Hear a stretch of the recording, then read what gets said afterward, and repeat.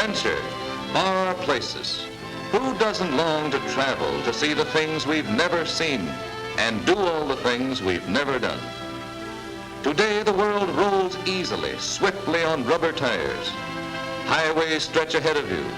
Adventurous men and women are driving across the burning Sahara to India, China, across North America.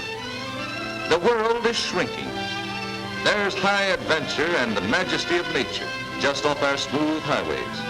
Every year they beckon to us all, and today, with the motorist magic carpet, we can answer.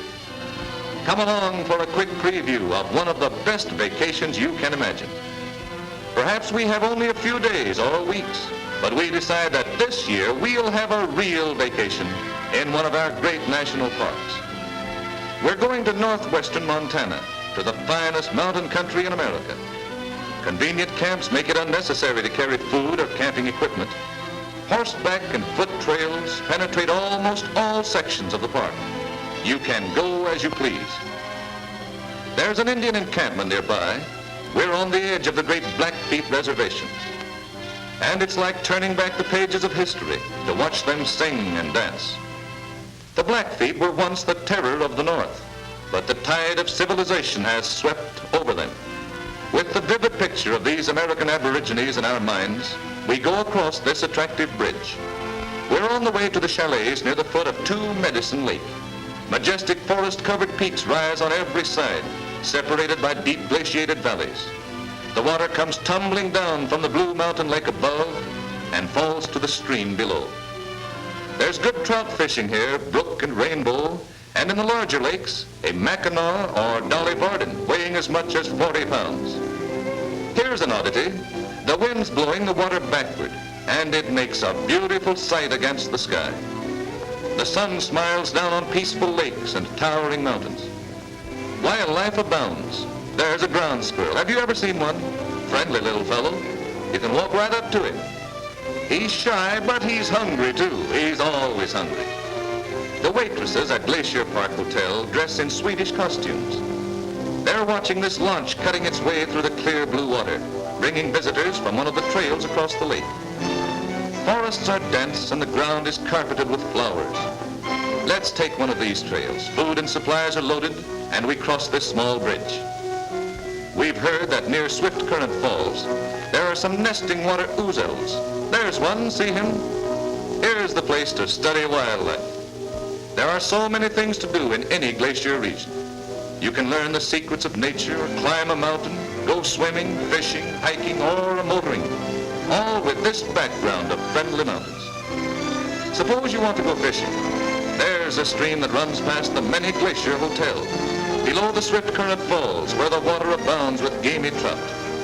There are many excellent trails, and as you breathe in the bracing mountain air, you get a new grip on life. These mountains are made up of many layers of limestone and sedimentary rocks. This whole area was once covered by a shallow sea, and the muddy bottom slowly became rocks, known to the geologist as shales or argillites. But all of this happened several 100 million years ago, and we're content to leave the geologic history to the scientists. It's worth remembering, however, that the same natural forces which heaved up and carved out these landscapes have produced most of the mountains of the world. There's a modern hotel and everything looks very comfortable, and is very comfortable. But only a little way up the trail, we get our first glimpses of the Bighorn rams. We'll see lots of wildlife from the trail. No cages here. Everything is just the way nature intended it to be. We're headed for Grinnell Glacier, but there are dozens of others and hundreds of beautiful mountain lakes. It seems odd to think of snow and ice in the middle of summer, doesn't it? There it is, Grinnell Glacier, but it's still many miles away. As the ice above us melts, the water comes down, sparkling in the sunlight, cold and clear as crystal. There's a Rocky Mountain goat. Dizzy heights and precipitous cliffs mean nothing to him. He'd be unhappy in your backyard, but here, he's safe and free to follow his own fancies. A glacier's no novelty to him. But most of us have never seen one at close range. Few of them are accessible, as these are, by good roads and trails. Careful, don't fall into the crevasse. That crack may be several hundred feet deep. Your guide will tell you where to stand. Well, we may be having a leisurely, easygoing kind of trip, but somebody's working. Just for contrast, we go to the ant. Busy little creatures, aren't they?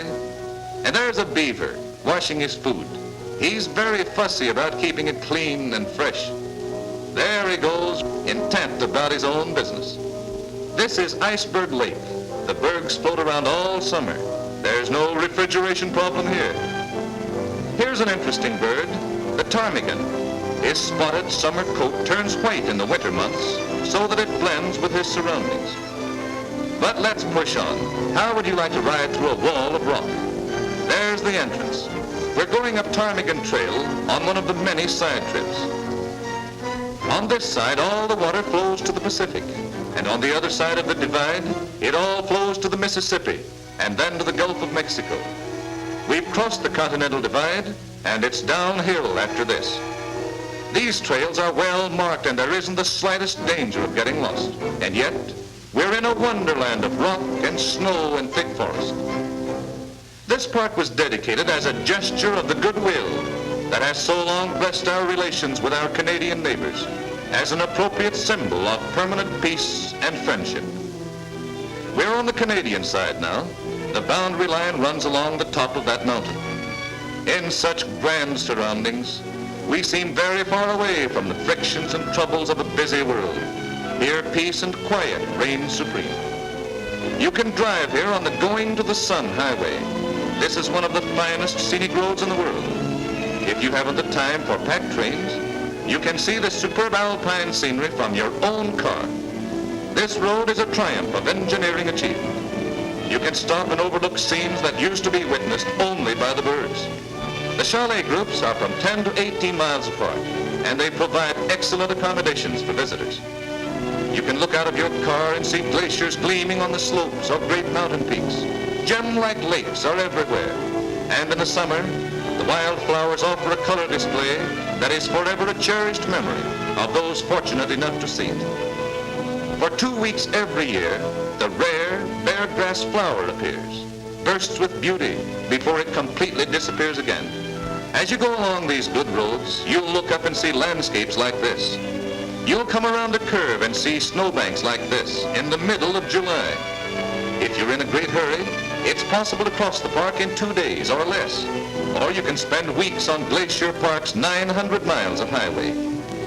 The American and Canadian Rockies are all around you.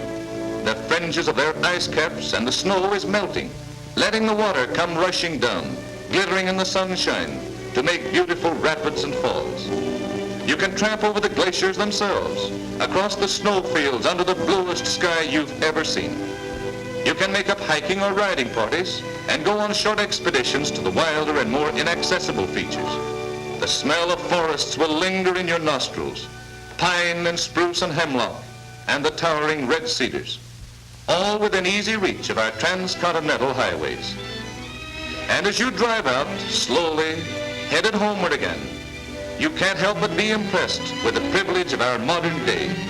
Good roads to drive on, and the last word in personal transportation, the modern automobile, will take you there and bring you back again safely, comfortably, for an unforgettable vacation.